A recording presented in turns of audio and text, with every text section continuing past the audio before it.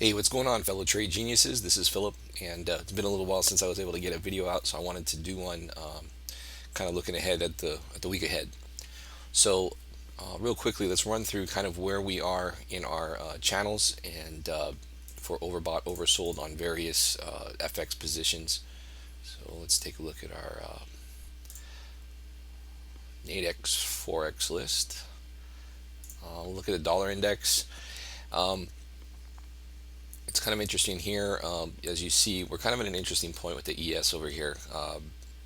We've dropped, we've gapped down from the futures open at 6 p.m. Eastern. I think it gapped down about 10 ES points. We've come up about 4 points since then, but we are starting to run into some resistance. So we'll see how that shakes out. What we've been seeing is that typically around maybe after lunch or so, we're getting these dollar ramps, and you see that in UJ, dollar yen.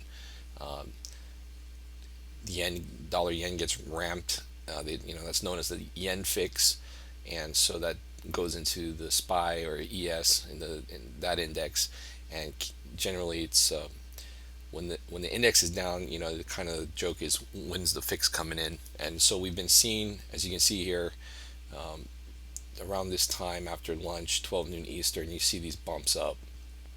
So we'll see if that behavior continues this week. Um, it's just something that's occurred really in the last week or two, um, and it just seems like they're just doing all they can to make sure that they're catching all the dips. So that's a little interesting phenomenon to keep an eye on. Yen, interestingly, so we're at about 9 p.m. Eastern, and a few hours ago, North Korea launched missiles, landed in waters which is considered Japan's economic zone, so basically your backyard. And but yet, interestingly enough, yen's going up. So uh, not exactly the move I would expect, you know. So we'll see what happens. Right now it's pulling back, probably going to pull back to this support area here, I would imagine, and then bounce in the short term. But it's the kind of the market we're in right now. Up is down, down is up. And I think it's frustrating a lot of investors, but a lot of manipulative cross currents going on, to say the least. But I would not have expected with that type of news that the yen would be bullish. So anyway, that's the yen futures. Let's go ahead and run through our pairs. Dollar yen, as you can see, we're at some support here. Um, Again, with the yen, I think hard to say what's going to happen this week. It's very hard to forecast stuff right now because of just all the cross currents going on. But if we did start, if I think at this point, if we start testing like this area here, I think that'd be a good opportunity to buy a dip. Let's cruise down to odd USD.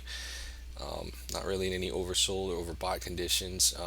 I have adjusted channel parameters to take into account just kind of the environment we're in.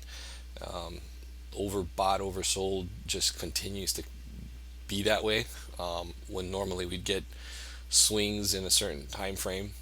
So kind of made some adjustments to deal with that. EG, again, not really overbought or oversold. EJ, same thing, kind of right in the middle of the channel. EURUSD, I would be fading any pops above. Um, as you can see, we kind of got a triple top here, so that might just peter out and go down. But again, I think pressure is going to be on the downside on the euro dollar cross, so that might be it for now. We'll see how that plays out. But any push up into this area here, this is a longer term chart. We're going to run into resistance in this level here, 0640 area, and we'll have more here, 0660. There's all respectable levels of resistance, so we'll see how that shakes out. Pound yen, nothing too exciting here yet. We'll see how that goes. We are getting some consolidation here. You can see it here, kind of a pennant. So that's going to break one way or the other. So that'll get that going. Pound dollar, and nothing there really excites me yet. Just kind of really just been going sideways, more or less. We've got a range of from 2220 to 2290-ish, 2300. Um, that's not a big range for the pound for that stretch of time. So not much there going on. Longer term is getting a little to the oversold if this move rolls over, so we'll keep an eye on that. Dollar CAD again, longer term getting a little bit overbought here. Shorter term, the channel will have to contract a little bit to see anything materialize in that department, but right now nothing actionable. And dollar Swiss, this is inverted to the euro, so we'll see what happens. Euro probably would be the first thing to action on this move here.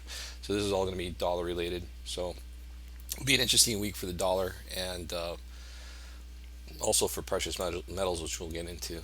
Let's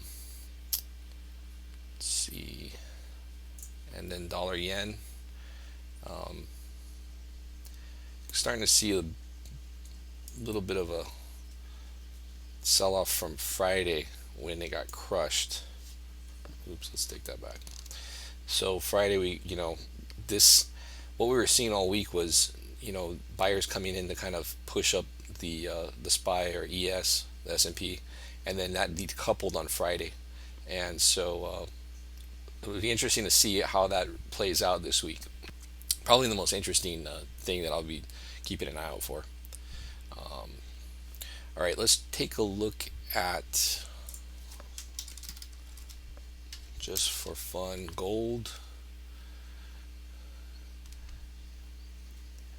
So, I think this getting above 1240 area, I think is going to be real key.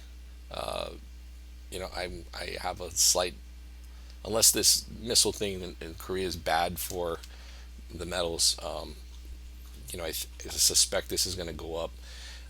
Any UJ ramps, I think, would be bad for metals. So we'll see. I think it's a very interesting week ahead for all this stuff. So, but I think if we get going above to 1240 here, then I think we're shooting to the top of the channel here. So it could be a very bullish week for gold. All right, let's take a look at the calendar ahead. Okay, so economic calendar looking ahead. We got some Aussie news tomorrow morning. Some CAD news on Tuesday. What we'll be keying in on, though, is going to be on Thursday. We've got the ECB rates. They're going to try and hold them at 0. I think that holds true.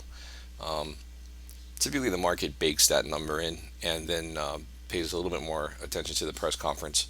But in any case, wouldn't be holding any Euro USD positions or Euro related positions into that announcement. So that's for Thursday morning. Of course, Wednesday we've got crude oil and the ADP non-farm, which kind of foreshadows sometimes the non-farm on Friday. And so we got non-farm. CAD also has some employment figures coming out.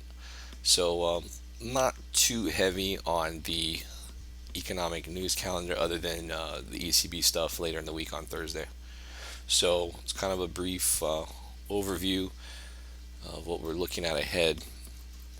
And so anyway, just wanted to kind of wrap up the outlook for the week, and we'll be taking a look at UJ tonight again. We'll try to get more videos out. Been very, very busy putting together some training materials for some training courses that we'll be putting together, as well as running the binary advanced room, which is open 24/7. So like the Forex market and stuff, we just always looking for opportunities. So anyway, so that's about it. Pretty interesting trading environment right now, so really need to be picky on the entries, and got to stay nimble. Markets are in an interesting spot here, so keep that in mind. Other than that, be safe trading, and see you next time.